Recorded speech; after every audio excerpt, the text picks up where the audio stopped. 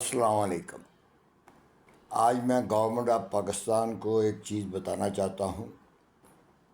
یہ جتنے آپ نے ادارے بنائے ہوئے ہیں،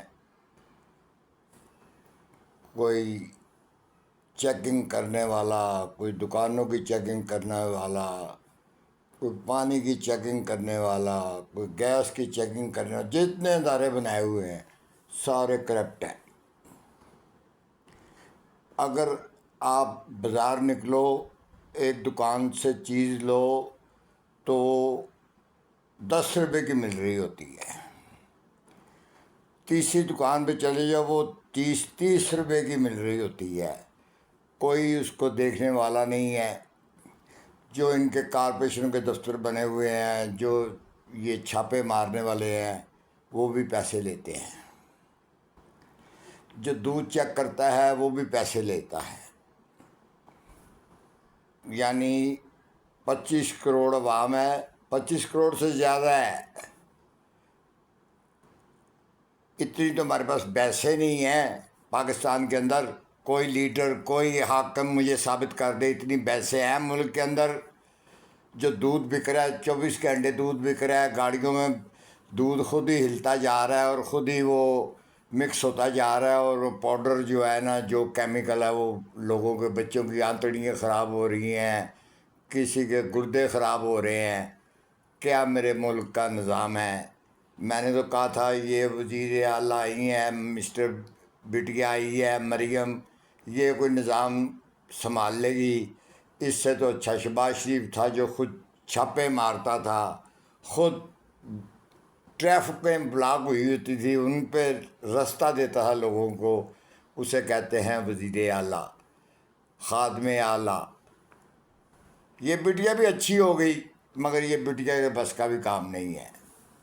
جو نظام خراب ہو گیا ہے، اس کو قدرت الہی ٹھیک کرے گی تو کرے گی۔ اب یہ میرے لیڈروں کے بس کا کام نہیں ہے کہ اسے ٹھیک کر لے۔ آج میں تمہیں وہ بات بتاتا ہوں، تمام لیڈروں کو رب الجلال کی بات بتاتا ہوں، رب الکریم کی بات بتاتا ہوں، نبی پاک صلی اللہ علیہ وسلم کی بات بتاتا ہوں۔ میرے نبی نے کہا تھا کہ جس ملک کے اندر عدل انصاف نہ ہوگا، وہاں فحاشائی بھی ہوگی، وہاں ڈاکہ زنی بھی ہوگی، وہاں ہر چیز ہوگی، اور میرے ملک کے اندر وہ ہر چیز ہو رہی ہے۔ افسوس، میں نے 40 سال باہر لگائے، رات کو 2 بجے عورت اکیلی جاتی ہو تو کوئی اسے آواز نہیں دے سکتا۔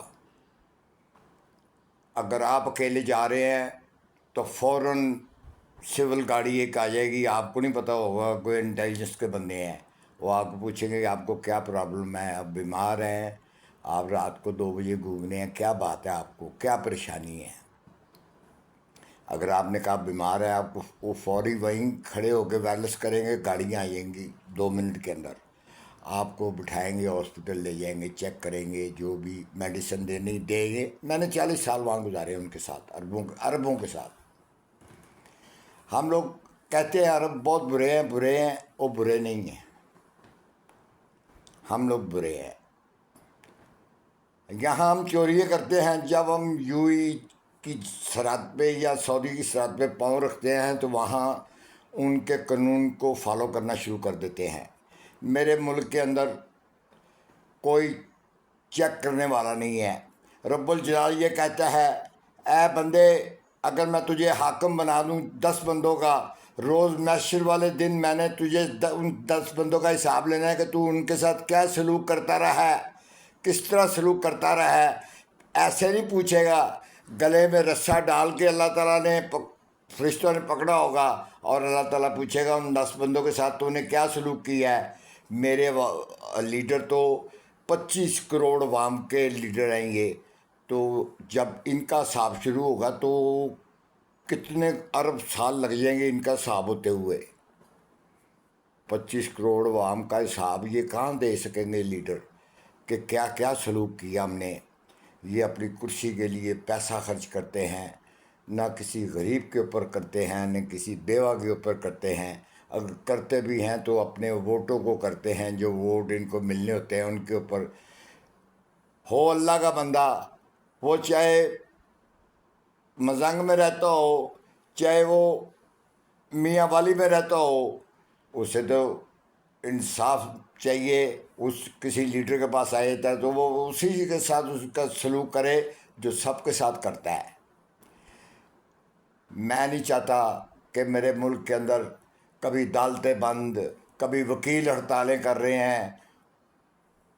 ये काला रंग कितना मुकद्दस रंग है, आपको पता है? नबी पाक सल्लल्लाहु अलैहि वसल्लम का जो वो पहनते थे ना जूबा, वो काले रंग का था। इन वकील साहबान को भी चाहिए इस काले रंग का मुकद्दस पहचाने कि ये काला कोट क्यों इनको दिया हुआ है। जज भी पहचाने, ये भी पहचाने। और मेरा कहने का मकसद है कि मैं ज़्यादा वक्त नहीं लेता। ना मैंने बड़ा कहा था जरदारी साहब आप भी खुदा के लिए इतना दे दो, फलाना भी दे दो, फलाना भी दे दो। वो मेरे बंदों 30 बंदों ने सारा क्लिप देखा 25 करोड़ अवाम में। अब सेक्स तो मैं दिखा नहीं सकता इनको, ये है सेक्स पे लगी हुई पूरी कौम। ये बर्बादी। डॉक्टर सरार की कैसेटें निकाल के देख लो। उसने ये टीवी वाले गद्दार हैं, ये उसकी कैसेटें नहीं चलाते जो उसने मरने से पहले तबलीग की है किस तरह होगा मुसलमानों के साथ। डॉक्टर सरार ने कहा था रूए ज़मीन पे मुसलमानों का खून पाँव भीग जाएंगे। फ़लस्तीन के अंदर क्या हुआ? यही कुछ हुआ। और फिर डॉक्टर सरार ने यह भी कहा कि एक कौम उठेगी, एक फ़िरका उठेगा, वो अहले हदीस का फ़िरका होगा जो यूरोप तक झंडे लगा देगा। ये डॉक्टर सरार की तकरीर है, मेरी तकरीर नहीं है। ना मैं टीवी ऑन टीवी की बात है। मैं जो बात करूँगा वो खुदाई बंदी बात करूँगा, सच्ची बात करूँगा। इन कानों ने डॉक्टर सरार की वो कैसेट सुनी और उसकी बातें सुनी कि यमन से स्टार्ट होगा। डॉक्टर सरार ने जिस जिस जगह का नाम लिया वो जगह सारी शामिल हो चुकी हैं। जंग तो बढ़ती जा रही है। यूक्रेन में जंग चालू है, रशिया के साथ चालू है, फ़लस्तीन के अंदर चालू है। वो इसराइल मानता ही नहीं है किसी को। हम कितने करोड़ हैं, इसराइल की कितने करोड़ हैं, खुद हिसाब लगा लो उंगलियों पे। मुझे कहने की ज़रूरत नहीं है। हम तो मथाज हैं, हम तो भिखारी हैं। हम तो हमारे जैसा भिखारी कोई मुल्क होने ही नहीं है, कोई जो हर दिन भीख मांगता है। तो हम चाहें ईरान के पास कितना वाफद पेट्रोल है, वहाँ कितने 10 तुमन का गैलन पेट्रोल मिल जाता है। हमारे यहाँ गंदम मंगा ली लाखों टन पहले पड़ी हुई थी, वो भी भपूनी लगी हुई गंदम आई है। 25 दिन में तो शिप पहुँचता है यूक्रेन से, तो ये 7 दिन में कैसे पहुँच गया? ये पहले ही पहुँचा हुआ था, ये शिप पहले ही पहुँचा हुआ था। सिर्फ पेमेंट करनी थी, डॉलरों में पेमेंट कर दी। वो गंदम वो भी पड़ी हुई है जो हमारी है। किसान अब रोते फिरें, ना किसी ने गंदम उनकी लेनी है। लेंगे होने पौने, उनके पैसे ही नहीं पूरे होने।